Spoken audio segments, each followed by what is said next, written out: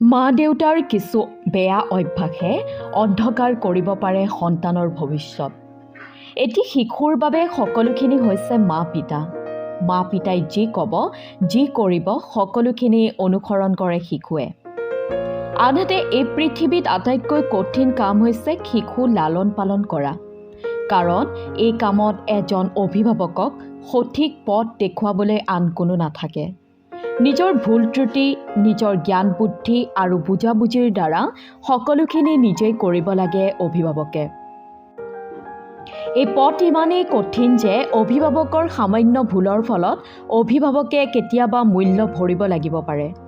আৰু যদি কোনোৱে সঁচাকৈয়ে ভুলকৈ অভিভাৱকৰ দায়িত্ব পালন কৰিছে, তেন্তে সন্তানৰ ওপৰত দীৰ্ঘম্যাদী প্ৰভাৱ পৰা নিশ্চিত। বেছিভাগ অভিভাৱকে তেওঁলোকৰ সন্তানক তেনেদৰে ডাঙৰ দীঘল কৰিব খোজে যিদৰে তেওঁলোকক তেওঁলোকৰ মা দেউতাই কৰিছিল। কিন্তু সেয়া সামাজিক পৰিৱেশ আৰু পৰিৱৰ্তনশীল সমাজ অনুসৰি গ্ৰহণযোগ্য নহ'ব পাৰে। অভিভাৱক হিচাপে যদি তলত উল্লেখ কৰা গুণসমূহ থাকে, সেইবোৰ অতি শীঘ্ৰে সলনি কৰা দৰকাৰী। সেইসমূহ হৈছে ১ নম্বৰ, অতিৰিক্ত তিৰস্কাৰ কৰা। যদিও সন্তানে কিবা ভুল বা অপৰাধ কৰিছে, তাৰ বাবে সন্তানক বেছিকৈ গালিগালাজ কৰা বা বাৰ বাৰ তিৰস্কাৰ কৰে, তেন্তে সন্তানৰ ওপৰত নেতিবাচক প্ৰভাৱ পৰিব পাৰে। ভুল আঙুলিয়াই দিয়াৰ পিছত যদি সন্তানে সততা দেখুৱায় বা নিজৰ ভুল স্বীকাৰ কৰে, তাৰ পিছতো যদি কোনো অভিভাৱকে সন্তানক গালিগালাজ কৰি থাকে, তেন্তে কৰাৰ ফলত সন্তানৰ ওপৰত ছাইড ইফেক্ট হ'ব আৰু তাৰ ফলতে তেওঁ বেছি ঋণাত্মক হোৱাৰ আশংকা বেছি বাঢ়িব। ২ নম্বৰ, সকলোৰে সন্মুখত সন্তানক শাসন কৰা অনুচিত। কিছুমান পিতৃ মাতৃ আছে যিয়ে আলহী, অতিথি, ওচৰ চুবুৰীয়া আদি সকলোৰে সন্মুখত যেতিয়াই তেতিয়াই সন্তানক শাসন কৰা আৰম্ভ কৰি দিয়ে। হঠাতে খং কৰি দিয়ে, চিঞৰ বাখৰ কৰে, চিৎকাৰ কৰি দিয়ে সন্তানক। আৰু এই কামে সন্তানৰ আত্মবিশ্বাসৰ ওপৰত মাৰাত্মক প্ৰভাৱ পেলায়।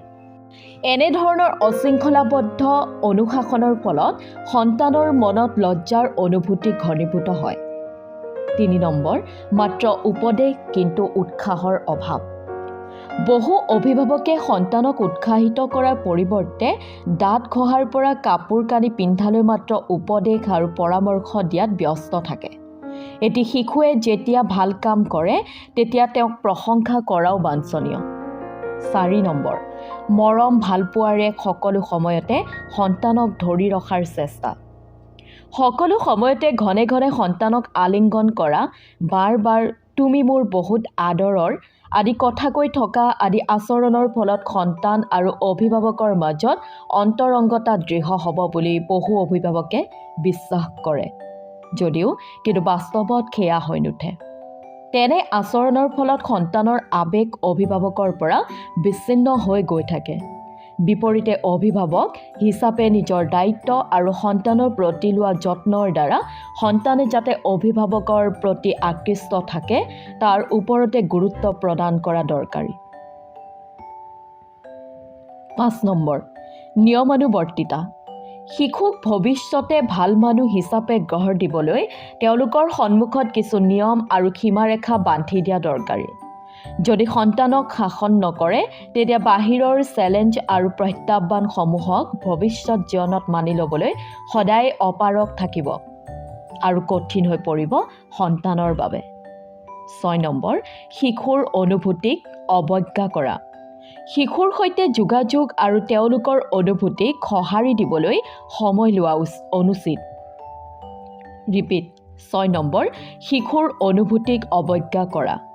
শিশুৰ সৈতে যোগাযোগ আৰু তেওঁলোকৰ অনুভূতিক সঁহাৰি দিবলৈ সময় লোৱা অনুচিত।